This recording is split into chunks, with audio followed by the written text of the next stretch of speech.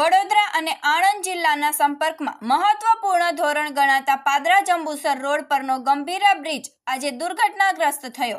સવારના સમયે બ્રિજ તૂટી પડતા એક ટ્રક, બે પિકઅપ વાહન, એક ઇકો કાર, એક બાઇક સહિત કુલ 5 વાહનો મહીસાગર નદીમાં ખાબક્યા હતા।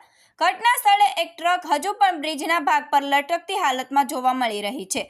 તંત્ર અને સ્થાનિક ફાયર બ્રિગેડે તરત બચાવ કામગીરી હાથ ધરી છે।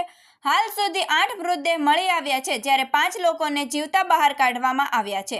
આ બ્રિજનું નિર્માણ 1985માં થયું હતું અને તેનું આયુષ્ય 25 વર્ષ ગણાતા હોવા છતાં 45 વર્ષ પછી પણ તેનો ઉપયોગ થતો રહ્યો હતો। સ્થાનિકોએ કહ્યું કે ભાજપ સરકારની જાળવણીમાં બેદરકારીને કારણે આ ભયંકર ઘટના બની।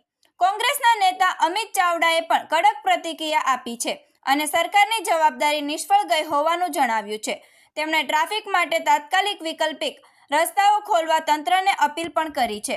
માર્ગ મકાન વિભાગ તરફથી આ બ્રિજના નવા નિર્માણ માટે અગાઉથી સર્વે હાથ ધરાયો હતો, છતાં જૂના બ્રિજને બંધ કર્યા વગર તેમાં ટ્રાફિક ચાલુ રાખવો કેટલી મોટો નિષ્ફળ નિર્ણય હતો એ આજે સાબિત થઈ ગયું છે। ઘટના સ્થળે સ્થાનિક લોકો પોતપોતાની રીતે બચાવ કામમાં જોડાયા છે।